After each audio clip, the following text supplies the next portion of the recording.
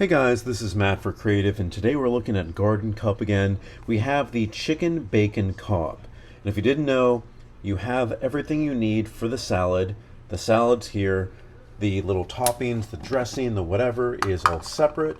So let's go through this again and see exactly how this is. Ooh, that smells really good.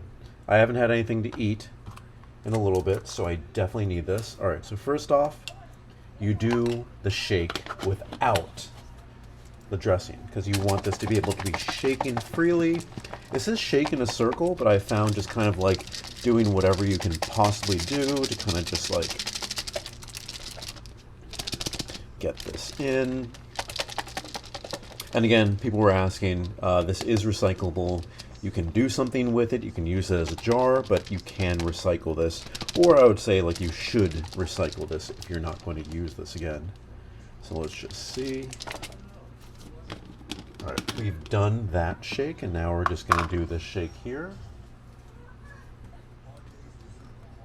with the dressing. This is a nice creamy dressing.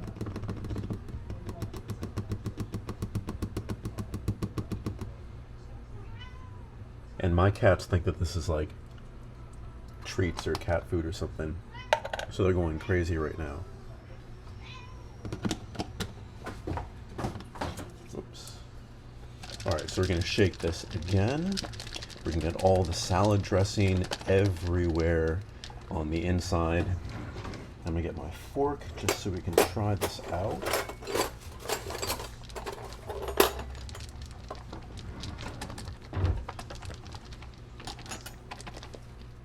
All right, so again, this is chicken bacon Cobb. So let's see exactly how this is.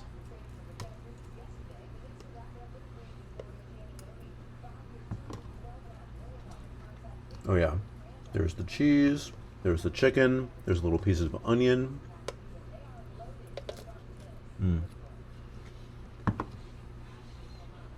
Having these over the last week has been amazing.